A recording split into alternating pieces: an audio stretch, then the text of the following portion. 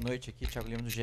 Queria te pedir sua análise da partida, Felipe, mas especialmente o que aconteceu no segundo tempo? Você acha que o time se acomodou com 2-0 nessa vantagem no segundo tempo? Obrigado. Bom, foi um grande jogo, um jogo muito completo, onde dominamos, criamos muita chance. O primeiro tempo foi avassalador. Conseguimos entrar tanto pela direita, pela esquerda, por dentro algumas jogadas.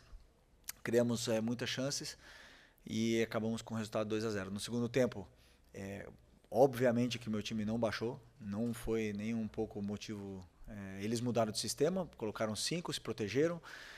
Também ao mesmo tempo, para pressionar, nossos jogadores já estavam com a perna mais cansada e acabaram, claro, nos empurrando. E não esperamos uma quartas de final da Libertadores da América sem que o adversário passe do meio campo, isso não existe. Então, ao mesmo tempo que criamos também chance para fazer o 3-0 no segundo tempo, infelizmente por uma catástrofe do árbitro, aconteceu o que aconteceu. Felipe, aqui à sua esquerda, Renan Moura da Rádio Globo CBN. Queria saber o porquê da sua escolha pelo Luiz Araújo na vaga do Arrascaeta, o que você imaginava naquele momento ali da partida, porque muitos acreditam que o Carrascal possa ser ou vir a ser o substituto do Arrascaeta em momentos como esse, pelo investimento que foi feito, por tudo que o Flamengo fez para contratar esse jogador em momentos como esse decisivos, né? E ainda sobre a questão da arbitragem, você acredita que o Flamengo tem que fazer realmente alguma ação junto à Conmebol por uma arbitragem como essa?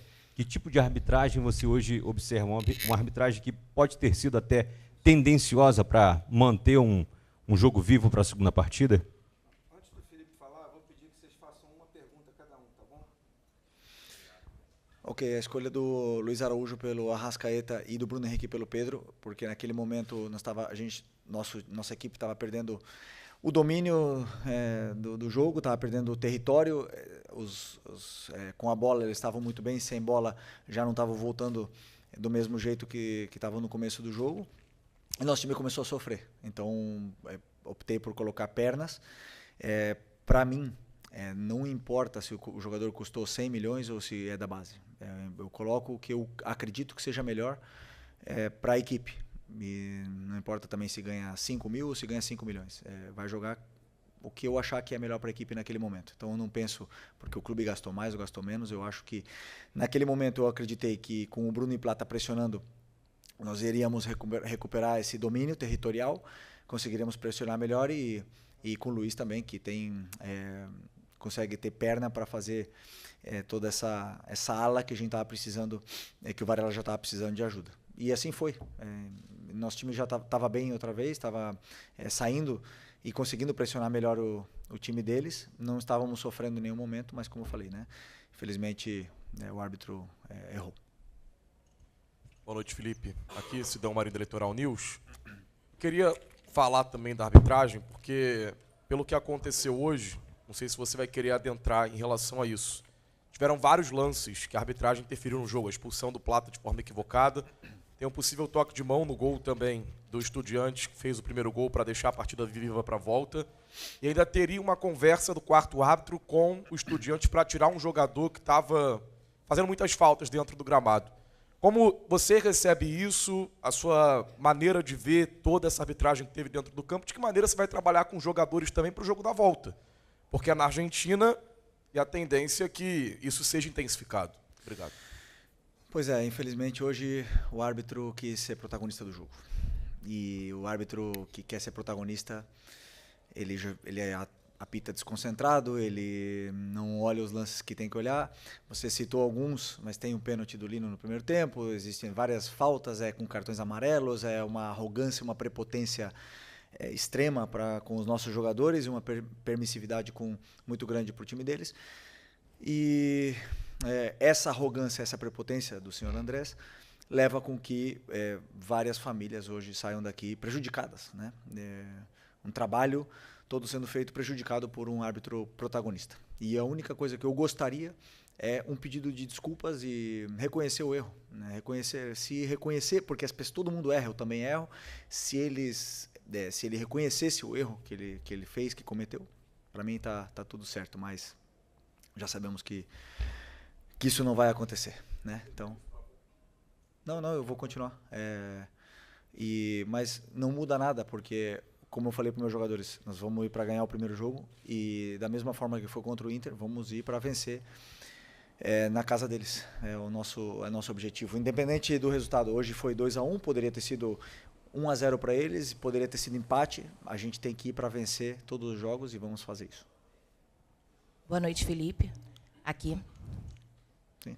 Natália Brasil, Rádio Roquete, Damas do Esporte.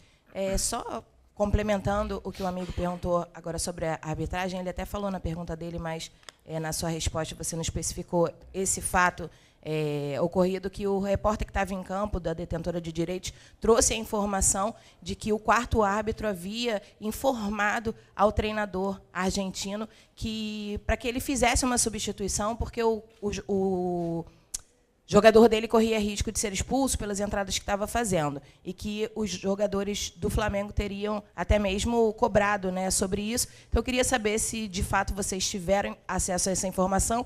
E, questionado aqui, ele disse que foi apenas uma confusão entre quem teria, de fato, levado o cartão amarelo. Eles acharam que era o camisa 11, mas, na verdade, havia sido o camisa 4. Então, eu queria saber um pouquinho mais sobre esse fato especificamente. Eu não escutei, sinceramente. O que aconteceu, não vi. Se isso aconteceu, não sei nem o que falar. Não sei nem o que falar. Eles que têm que explicar. Gostaria muito que saíssem para explicar como um juiz pode ter tanta vontade de expulsar um jogador do jeito que ele expulsou o Plata. Isso está na minha cabeça, não sai. E eu gostaria muito que eles pudessem explicar. O que eu espero é que esse árbitro não apite a Libertadores daqui para frente e futuramente. Nossos jogos, Deus o livre.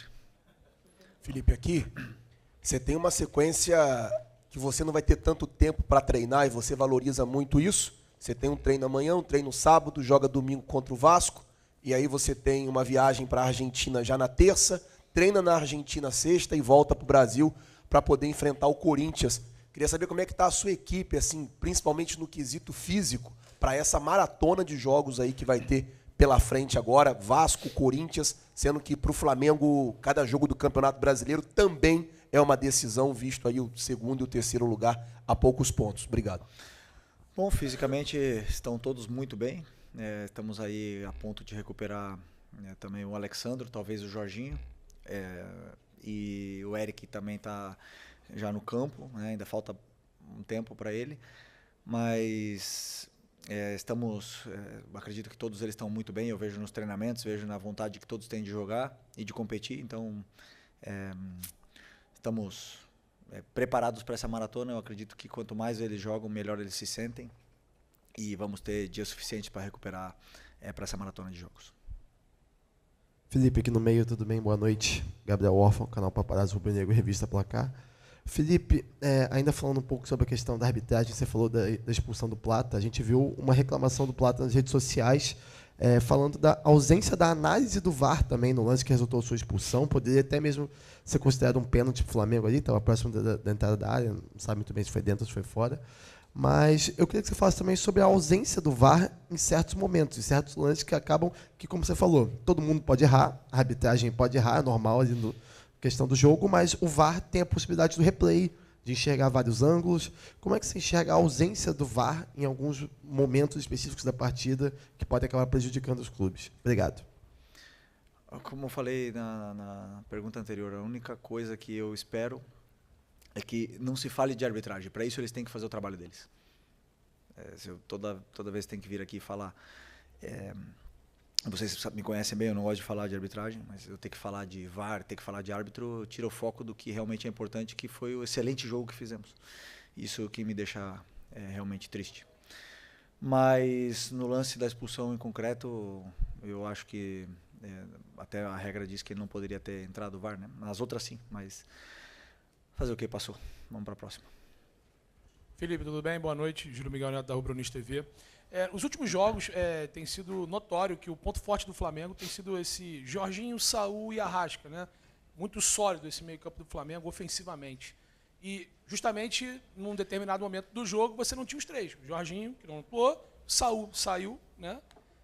E teve a situação do Arrasca, que você retira ele. Sobre ainda pegando a situação do Carrascal, a gente viu o Plata jogando por dentro. O Luiz jogou mais pelo lado direito. O Plata fazendo essa função um pouco mais central. E por isso eu queria saber a opção de você manter o Plata por dentro e por que não colocar o Carrascal na função do Plata. O que você analisou sobre isso? Porque o Plata jogou de 9 e o Bruno Henrique jogou no lugar do Arrascaeta. O Plata estava no lugar do Pedro e o Luiz entrou no lugar do Plata. Então, simples, eu conheço o Bruno e o Plata quando jogam juntos, já se entendem muito bem, foram campeões da Supercopa do Brasil jogando juntos, sei como eles pressionam, como eles atacam o espaço, como eles se complementam, e não é o motivo. Não foi nenhum desses o motivo do time ter sofrido a expulsão, não é esse o motivo. O time tinha recuperado o controle territorial e estava melhor no campo. Mas quando acontece a expulsão, nós ficamos com um a menos. Aí o jogo já fica totalmente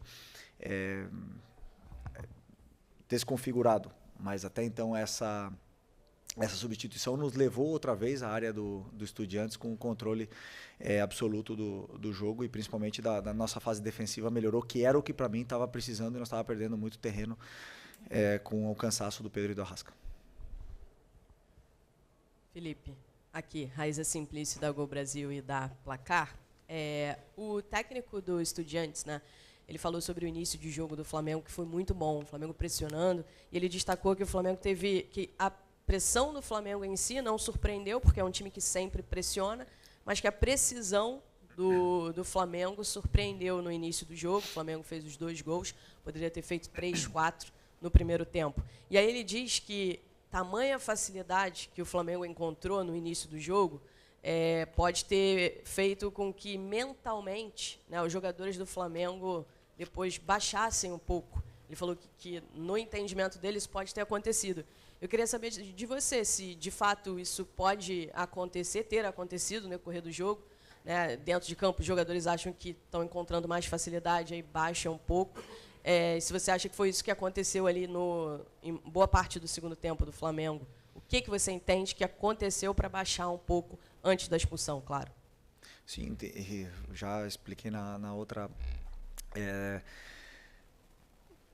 Ele mudou de sistema e o nosso time estava preparado para marcar de uma forma e ele mudou de sistema no segundo tempo até os jogadores se encontrarem, entenderem como pressionar. Ele ganhou.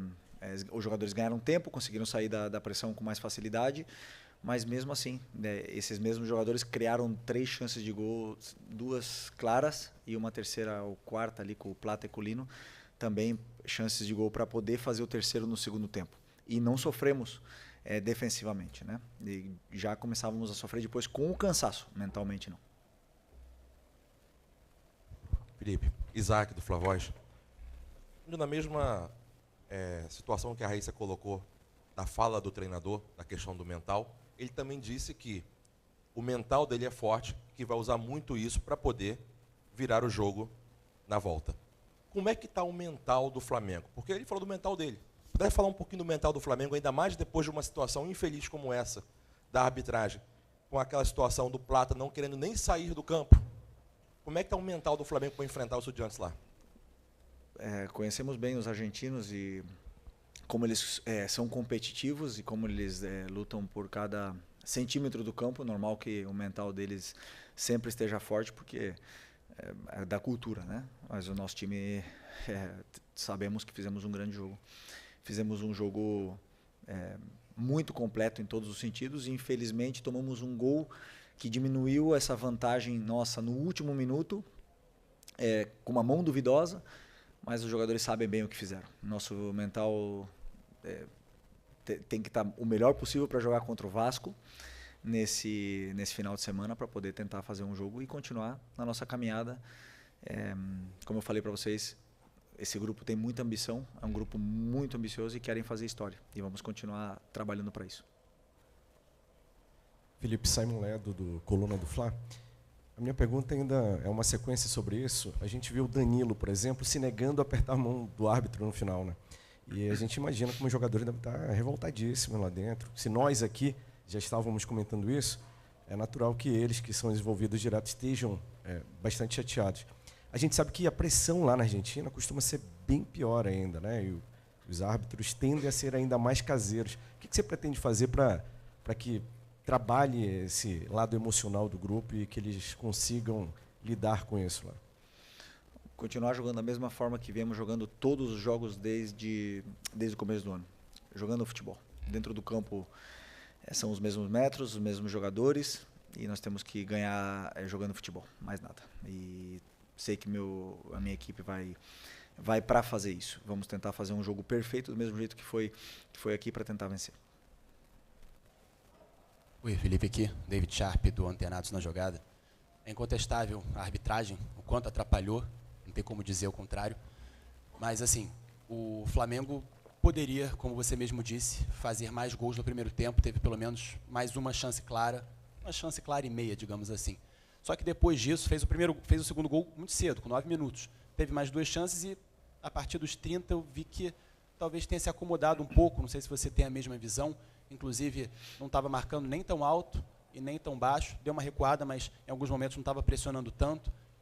Queria que você comentasse isso, se concorda ou não, e principalmente se pudesse comparar em relação às goleadas que o Flamengo deu no Campeonato Brasileiro, por que não foi parecido, sendo que é um jogo de Libertadores e o saldo faz tanta diferença nessa eliminatória?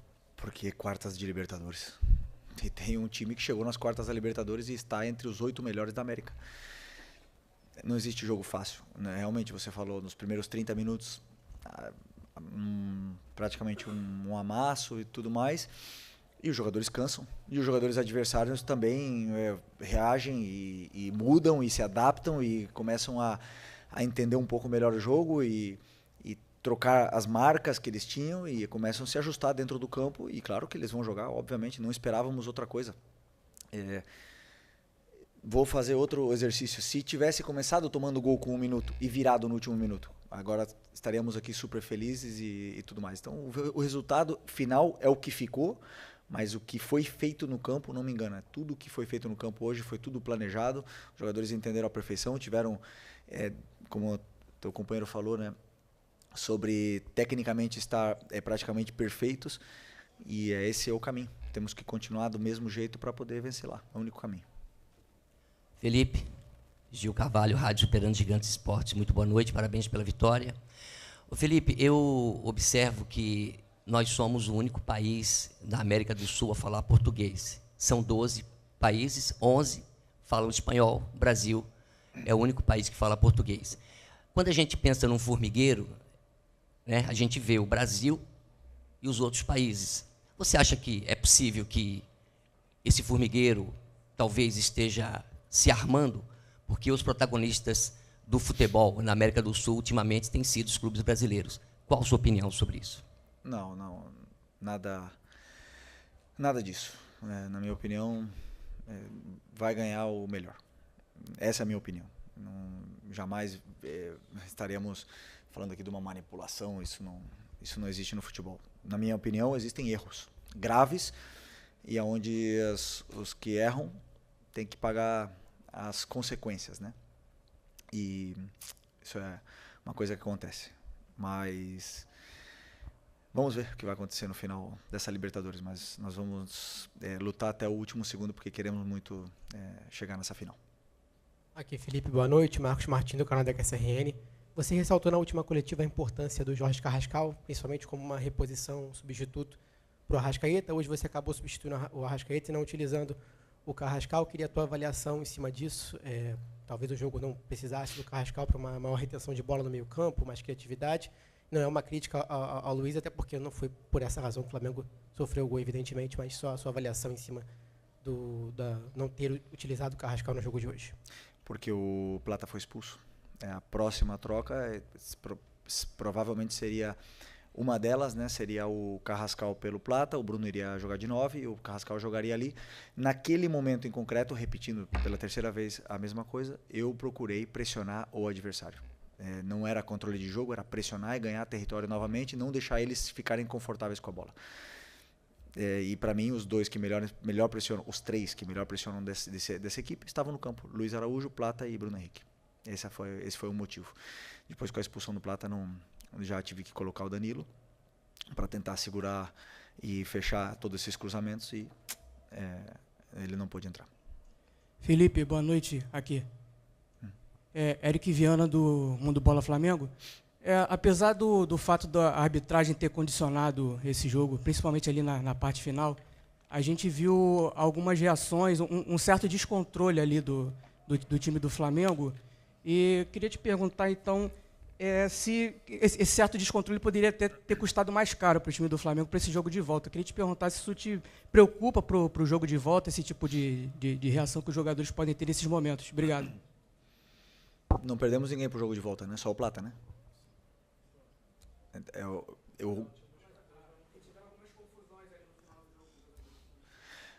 O juiz totalmente descontrolado, é claro que irrita jogadores, não tem como.